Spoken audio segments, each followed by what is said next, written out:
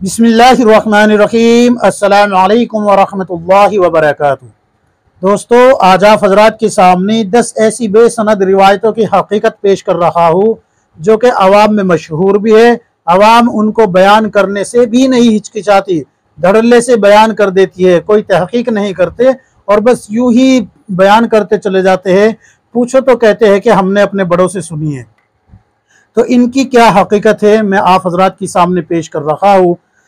अगर आप हमारे चैनल पर नए हैं तो चैनल को सब्सक्राइब करें, वीडियो को लाइक और शेयर करें, लोगों तक ये दीन पहुंचाने में आप हमारी मदद करें।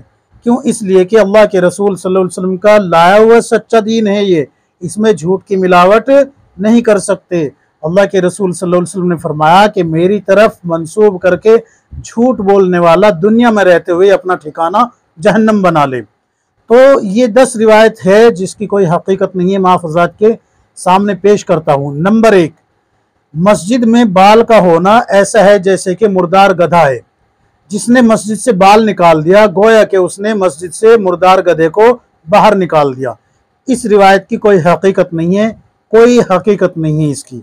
नंबर 2, एक सहाबी के चेहरे पे सिर्फ एक बाल था, एक बाल था। एक दिन उन्होंने उस बाल को नोच दिया।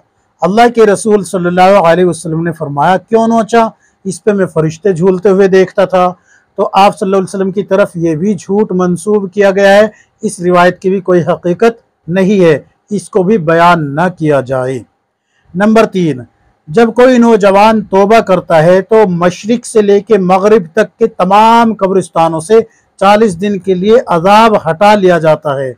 इस रिवायत की भी कोई हकीकत नहीं है, इसको भी बयान न किया जाए। Number 4, Hazrat Abdurrahman bin of रदियल्लाहु अन्हु ने एक मरतबा मदीने वालों की दावत की। तमाम मदीने वाले पहुंच गए, लेकिन एक सहाबी मस्जिद नबवी में किसी गहरी सोच में डूबे हुए बैठे थे। अल्लाह के रसूल सल्लल्लाहु अलैहि वसल्लम ने पूछा कि ऐ फला, तुम किस सोच में डूबे हुए हो? तुम यहाँ मस्जिद नबवी में कैसे बैठे हो? तो अल्लाह के रसूल सल्लल्लाहु अलैहि वसल्लम को उस सहाबी ने कहा कि या रसूलल्लाह, मैं इस सोच में बैठा हुआ हूँ कि किस तरीके से आपका एक एक उम्मती जहन्नम से बच के जन्नत में जाने वाला बन जाए। अल्लाह के रसूल सल्लल्लाहु अलैहि वसल्लम ने फरमाया कि हजरत अब्दुर्रहमान बिन औफ रदियल्लाहु अन्हु अगर 1000 साल तक भी मदीना वालों की दावत करता रहे तो भी वो तुम्हारे इस अजर को हासिल नहीं कर सकता, इस जो है सवाब को नहीं हासिल कर सकता। ये भी अल्लाह के रसूल सल्लल्लाहु अलैहि वसल्लम की तरफ झूठ मंसूब किया गया है। इसको भी बयान करने से बचे। क्यों? इसलिए कि अल्लाह के रसूल सल्लल्लाहु अलैहि वसल्लम की तरफ मंसूब करके झूठ बोलना ही तो इंसान को जहन्नम में डाल देगा। नंबर 5, बेनमाजी की नहूसत 40 घरों तक फैल जाती है। इस रिवायत की भी कोई हकीकत नहीं है। देखिए, बजाते खुद नमाज छोड़ना बड़ा गुनाह है, लेकिन किसी के दूसरे घरों पर इसकी नहूसत फैले, ऐसा हरगिज नहीं है। नंबर 6, जिस शख्स की तरफ अल्लाह ताला एक मरतबा रहमत की निगाह से देखता है तो उसको जिहाद के लिए कबूल फरमा लेता है। जिसकी तरफ 10 मरतबा रहमत की निगाह से देखता है तो उसको हज के लिए कबूल फरमा लेता है। और जिसकी तरफ 70 मरतबा अल्लाह तबारक व तआला रहमत की निगाह से देखता है तो उसको अपने रास्ते के लिए कबूल फरमा लेता है, रास्ते में निकाल देता है। इसकी भी कोई हकीकत नहीं है, ये भी आप सल्लल्लाहु अलैहि वसल्लम की तरफ झूठ मंसूब किया गया है। नंबर 7, जब उस्ताद और शागिर्द किसी बस्ती से गुजरते हैं तो अल्लाह ताला उस बस्ती के कब्रिस्तान से, यानी कि जो बस्ती वालों के कब्रिस्तान है, उससे 40 दिन के लिए अजाब हटा लेता है। इसकी भी कोई हकीकत नहीं है। नंबर 8, जब कोई दाई किसी कब्रिस्तान से गुजरता है तो अल्लाह तबारक व तआला उस कब्रिस्तान से 40 दिन के लिए अजाब को हटा लेता है। इसकी भी कोई हकीकत नहीं है, इस रिवायत की भी कोई हकीकत नहीं है।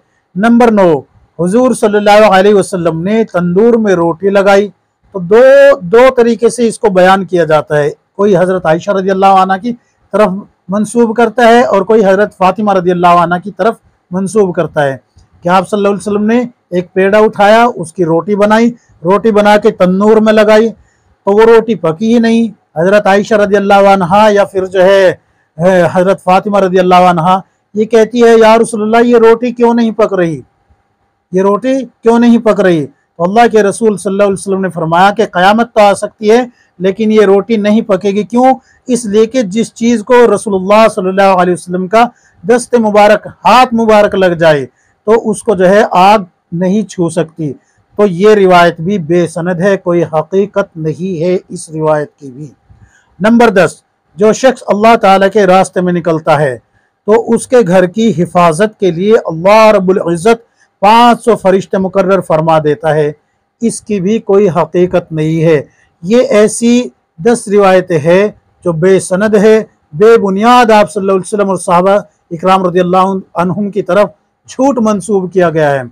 और याद रखे, आप सल्लल्लाहु अलैहि वसल्लम के मुकम्मल अखलाक होने की, यानी कि कामिल अखलाक वाला होने की कुरान शहादत दे रहा है। आप सल्लल्लाहु अलैहि वसल्लम के मुकम्मल अखलाक होने की, कामिल अखलाक वाला होने की शहादत कुतुब हदीस में मौजूद है। तो फिर हम झूठ का सहारा क्यों ले रहे हैं? क्या हम अगर किसी गैर मुस्लिम के सामने आप सल्लल्लाहु अलैहि वसल्लम का हुस्न अखलाक पेश करेंगे तो क्या झूठ बोलेंगे? शर्म नहीं आएगी? अल्लाह के रसूल सल्लल्लाहु अलैहि वसल्लम पे झूठ बोलते हुए, अल्लाह के रसूल सल्लल्लाहु अलैहि वसल्लम पे झूठ बोलना कितना बड़ा गुनाह है।